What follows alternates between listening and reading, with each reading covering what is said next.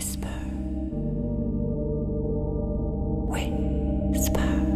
Hello, c'est Alice et vous écoutez Whisper, le podcast qui murmure à l'oreille de la génération Z. Whisper vous emmène à la découverte du monde du travail. On y parle de la réalité du terrain, de RSE ou encore d'innovation secteur. Local, circuit court, origine France. Vous la connaissez cette petite mélodie ? Forcément, oui, c'est celle qu'on a tous envie d'entendre quand il s'agit de notre alimentation. Dans nos assiettes, on exige de la qualité pour notre santé, mais on attend aussi une juste rétribution des producteurs et un impact écologique moindre. Beaucoup d'attentes auxquelles doit répondre aujourd'hui l'industrie agroalimentaire, en jonglant en plus avec un déficit de confiance de la part du consommateur, renforcé à chaque nouveau scandale de la grande distribution. Alors, à quoi ressemblera l'agroalimentaire de demain ? Comment saura-t-elle répondre à ces nouveaux enjeux ? Et avec quelle éthique ? Pour répondre à ces questions, j'ai mis le cap sur l'Auvergne où se trouve Limagrin. Limagrin, c'est à la fois un semencier international et une coopérative d'agriculteurs français. Son credo, coopérer pour le progrès de l'agriculture, partout, pour tous. Mon enquête commence avec Agnès, elle est directrice des ressources humaines et de la RSE pour l'ensemble du groupe. Elle devrait me renseigner sur les grands défis à relever dans le secteur. Bonjour Agnès. Bonjour Alice. Selon toi, quels ont été les grands changements qui ont bouleversé l'industrie agroalimentaire ces dernières années ? Il est très clair que les citoyens attendent des produits sains, attendent également une agriculture qui soit plus respectueuse de l'environnement. Donc ça, ce sont des éléments dont on doit tenir compte pour, notre activité et les produits que l'on vend. Quelles sont vos grandes priorités aujourd'hui en matière de RSE ? Au niveau social, c'est important pour nous de pouvoir continuer à développer les salariés, à ce qu'ils soient épanouis dans l'environnement de travail, et ça pour toutes les géographies. Dans d'autres pays, au Chili, en Chine, en Inde, voilà. Donc pour la partie environnementale, on a beaucoup de sujets de préoccupation, puisqu'on a à la fois, une responsabilité en interne à faire évoluer un certain nombre de pratiques. Et ensuite, on a des enjeux extrêmement importants dans l'agriculture. On a des enjeux pour améliorer les systèmes de culture de nos agriculteurs clients, de leur proposer des produits qui peuvent les aider à produire mieux. Et puis, on a des problématiques qui sont importantes, comme l'eau, par exemple. Donc, c'est un sujet qui est important pour toutes les géographies aussi. L'eau est une ressource qui est clé pour l'agriculture et pour l'humain. Et donc, c'est un sujet extrêmement important dont Limagrin veut se saisir sur les prochaines années.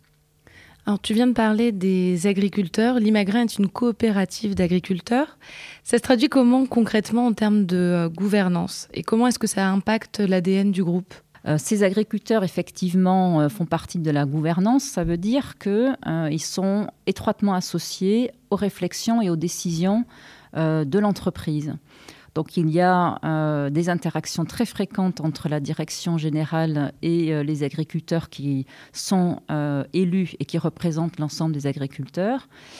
Et l'impact, c'est que ce sont des personnes très terre-à-terre qui font preuve de bon sens, qui sont aussi nos gouvernants, mais également nos clients. Donc, on a, un contact direct avec nos clients à travers nos actionnaires. Chez Limagrin, vous avez deux identités. Une identité de coopérative nationale, profondément ancrée sur le territoire auvergnat, et votre position de semencier international. Alors, comment faites-vous pour combiner ces deux identités ? C'est un peu un laboratoire local qui nous permet de bien comprendre les agriculteurs, leurs contraintes, leurs besoins. Et donc, c'est une richesse que de les avoir à portée de main.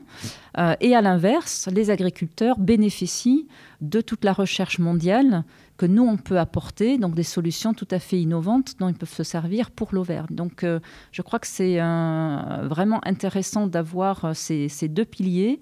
Je dirais que c'est vraiment source de richesse. Vous mettez souvent en avant votre distance avec l'agrochimie. Pourquoi c'est important pour vous de bien clarifier cela ?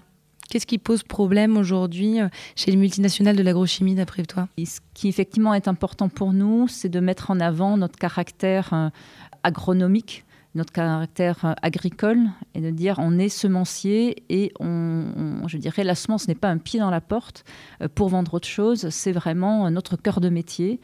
Et donc, ça nous permet d'expliquer à quel point on comprend et on connaît à la fois le métier, mais aussi le besoin des clients. Et puis, être pur semencier, ça veut dire travailler à toutes les caractéristiques utiles pour la semence et pour lui permettre je dirais, d'être cultivé dans tout type d'agriculture. Donc, on peut fournir la semence dans des agricultures variées, de type effectivement durable et respectueuse de l'environnement également. Donc le fait qu'il y ait un tournant aujourd'hui vers, par exemple, le bio, ce genre de choses, c'est pas quelque chose qui pose problème dans cette lignée-là, en fait? Pas du tout. C'est-à-dire que nous, on vend de la semence aux agriculteurs et on évolue avec les besoins des agriculteurs. Donc, par rapport à leur système de culture, nous, on s'adapte et on va faire les essais, on va faire la recherche en fonction de l'environnement de l'agriculteur et on va proposer des solutions qui conviennent à son environnement professionnel, à la manière dont il cultive effectivement ses fruits, légumes ou céréales. Et donc pour nous, ce n'est pas du tout une difficulté, au contraire, c'est une opportunité pour pouvoir peut-être mettre dans la semence des résistances à des maladies qui aujourd'hui sont traitées par des produits phyto, alors que ça peut-être également trouver une solution dans la recherche semencière. La recherche semencière, c'est justement le domaine de ma prochaine interlocutrice, Carole. Elle est coordinatrice de la recherche en technologie des semences dans la division potagère de Limagrain. Avec ses équipes d'experts, ils cherchent des méthodes pour améliorer la qualité des graines. Ici, je dois préciser une chose. Il faut distinguer les grandes cultures, comme le blé, le maïs ou le colza, et les cultures potagères, en gros les plantes qu'on va manger. C'est sur ces dernières semences que travaille Carole. Bonjour Carole. Bonjour. Alors Carole, pour commencer, est-ce que tu peux me dire ce qui définit une bonne graine aujourd'hui? À quelles exigences elle doit absolument répondre? Alors, pour faire simple, une graine, elle doit absolument remplir 2 critères. Le premier, c'est qu'elle doit germer. Ça paraît évident, mais voilà, c'est pas toujours simple de faire germer une graine, donc il faut qu'elle germe, si possible rapidement, et si possible, même si la température n'est pas absolument optimale, s'il fait un petit peu froid, un petit peu chaud, ou s'il y a un peu trop d'eau ou pas suffisamment, il faut quand même qu'elle germe. Et le deuxième aspect, c'est qu'elle ne doit pas transmettre des maladies, et notamment des maladies qui peuvent être réglementées, qui peuvent être par exemple des pathogènes de quarantaine qui sont interdits dans certains pays ou certaines régions du monde.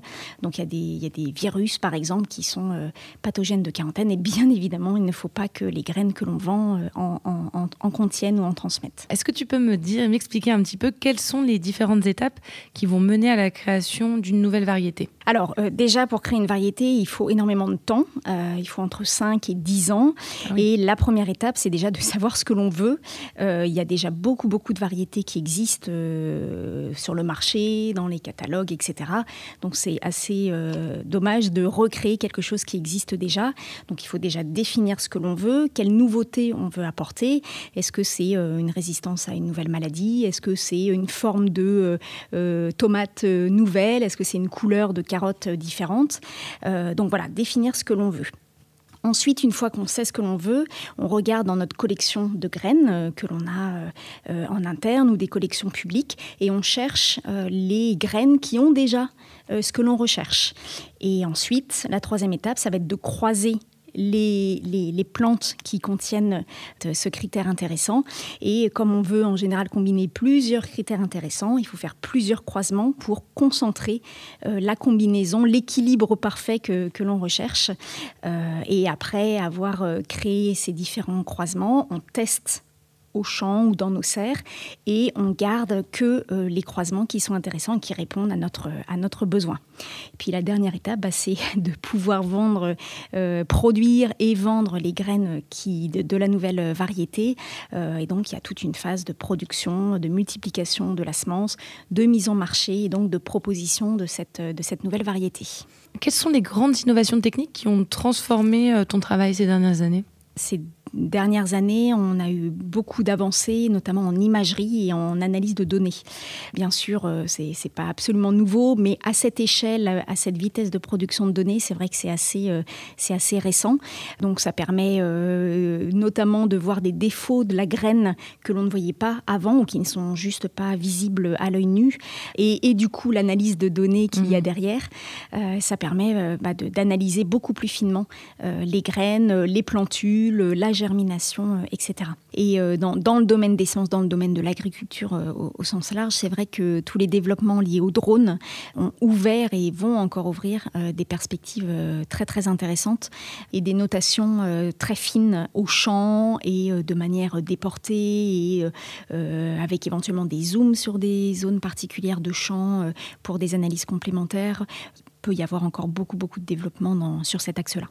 Après, plus largement, pas que au niveau technologie des semences, il y a tout ce qui est génotypage des plantes, mais aussi de certaines maladies qui ont permis de faire ça à grande échelle et de gagner du temps, d'aller beaucoup plus vite derrière. Il y a notamment la partie séquençage de l'ADN, c'est-à-dire on lit le code génétique de la plante que l'on étudie et on repère dessus les critères d'intérêt. Et donc, en étant capable de décoder, de lire beaucoup plus rapidement, beaucoup plus facilement ce code, cet ADN, ça permet de repérer tout de suite sur un grand nombre de plantes ou de croisements le critère ou les critères qui vont être intéressants pour nous. Alors, justement, ces critères intéressants, donc par exemple, aujourd'hui, il y a de plus en plus de sécheresse. Est-ce qu'il y a des moyens de rendre des semences plus résistantes à ces phénomènes climatiques qui sont de plus en plus problématiques ? Oui, notamment en grande culture. C'est un critère qui est travaillé depuis des années et des années.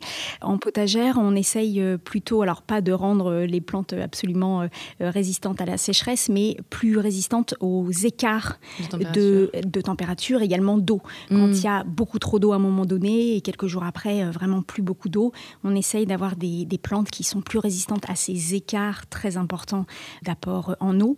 Après, c'est vrai qu'on peut travailler sur des conséquences de la sécheresse. Par exemple, il y a certaines régions du monde où, du fait de la sécheresse et du coup des nappes phréatiques avec des niveaux assez bas, il y a des problèmes de salinité et derrière, du coup, des plantes qui sont soumises à des fortes salinités et qui doivent quand même être en capacité de produire. Donc c'est le cas par exemple en Espagne, du côté de Murcia, en poivron. C'est une thématique qui peut être travaillée pour ce marché-là et pour cette zone géographique particulière. Alors quand je vais au supermarché, j'ai pas l'impression de voir énormément de variétés différentes de légumes. Est-ce que l'industrie agroalimentaire n'a pas un peu trop uniformisé ce qu'on trouve dans nos assiettes aujourd'hui ? Alors déjà, l'industrie agroalimentaire, c'est celle qui a conditionné ou transformé les légumes. Donc déjà, peut-être un premier axe d'amélioration, c'est de consommer moins de produits transformés et plus de légumes frais. Et si on regarde maintenant les rayons ou les marchés de produits frais, alors justement, ces 20 dernières années, il y a plutôt plus de diversité. Si on prend la tomate, par exemple, il y a des types qu'on ne voyait pas auparavant, des formes, des couleurs de tomates qu'on ne voyait pas auparavant, entre les rondes, les cocktails, les grappes, les allongées. Il y a beaucoup de types différents. Ça, c'est la variabilité ou les variétés qu'on arrive à identifier en tant que consommateur. Mais après, il y a toutes les variétés qu'on ne voit pas nécessairement ou qu'on ne distingue pas nécessairement.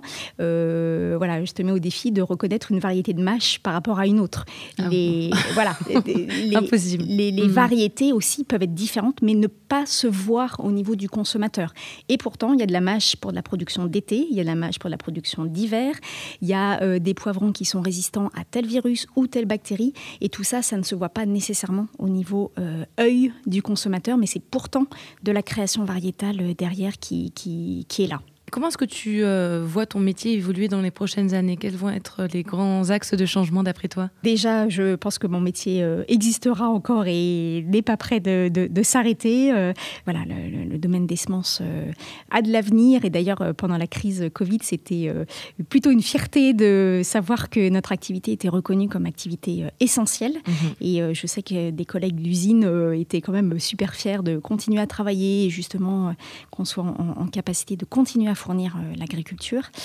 Après, donc, dans mon domaine à moi de technologie des semences, c'est vrai que l'orientation vers moins de chimie est prégnante et très claire. Et ça, c'est une orientation absolument évidente en Europe, voire même ailleurs dans le monde.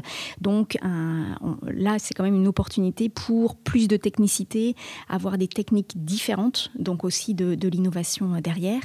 C'est un métier d'avenir, il y aura moins de chimie et après, il y a sans arrêt des nouvelles choses à découvrir, des nouveaux outils à travailler. Donc d'un point de vue, je dirais, remue-ménage et besoin de création et d'innovation, je me fais aucun doute pour l'avenir. C'est clair, la recherche est essentielle pour faire progresser la qualité de ce qu'on trouve dans nos assiettes. Mais pas seulement. Il s'agit aussi de repenser les rapports entre les producteurs, les industriels et les consommateurs. Comment concilier les exigences de chacun ? Guillaume est directeur de la filière légumineuse chez Limagrain. Il a une expérience de plus de 20 ans dans l'agroalimentaire. Aujourd'hui, il travaille en mode start-up sur cette nouvelle filière du groupe. Bonjour Guillaume. Bonjour Alice. Donc Guillaume, tu es directeur d'une filière toute jeune, la filière légumineuse, qui a été lancée en septembre 2019, c'est bien ça ? Absolument. Alors pourquoi avoir créé cette nouvelle filière ? Est-ce que c'est pour répondre à de nouvelles habitudes alimentaires ? Alors en fait, l'intérêt de cette nouvelle filière, c'est de répondre à la fois à une problématique alimentaire et des consommateurs et à la fois une problématique agricole. Et c'est particulièrement intéressant, en plus quand on travaille dans une coopérative agricole, mais justement de lier à la fois le besoin des agriculteurs et le besoin des consommateurs. Et c'est ainsi qu'on arrive normalement, si on y arrive, à créer de la valeur. En fait, il y a une vraie problématique agricole qui est comment développer des cultures différentes, en particulier en Limagne, c'est-à-dire d'avoir à la fois des cultures comme le blé et le maïs, mais aussi d'allonger les assolements, d'avoir d'autres cultures. Et donc la culture légumineuse, qui est une culture qui est intéressante d'un point de vue agronomique, puisque les légumineuses ont une capacité à fixer l'azote de l'air et à la mettre dans le sol. Donc elles ont un vrai intérêt pour les agriculteurs. Tu veux dire qu'elles améliorent la qualité du sol ?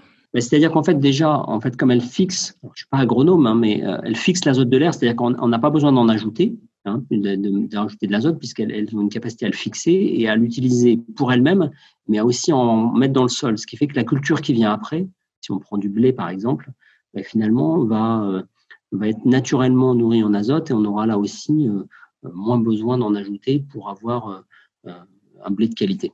Voilà, donc ça, c'est un vrai intérêt. Et puis le deuxième, et ça, on entend de plus en plus, c'est une évolution, ou j'aimerais dire une transition alimentaire vers un nouvel équilibre en protéines.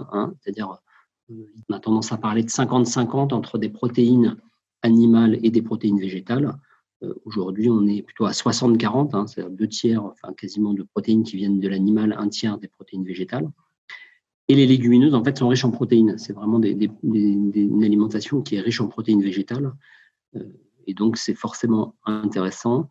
Et on en aura besoin demain pour nourrir les millions de Français et les milliards de personnes qui sont sur Terre. Si on revient un petit peu sur ton parcours, Guillaume, auparavant, tu as relancé la marque Jacquet avec de nouvelles gammes, et notamment une gamme sans sucre ajouté. Tu dirais qu'aujourd'hui, pour séduire le consommateur, il faut forcément faire du sain ? En fait, le consommateur est quand même, les consommateurs, parce qu'il n'y a pas un consommateur, il a beaucoup d'attentes. Le sain en fait partie, c'est-à-dire qu'en fait, de plus en plus, il a envie de comprendre notamment la liste d'ingrédients.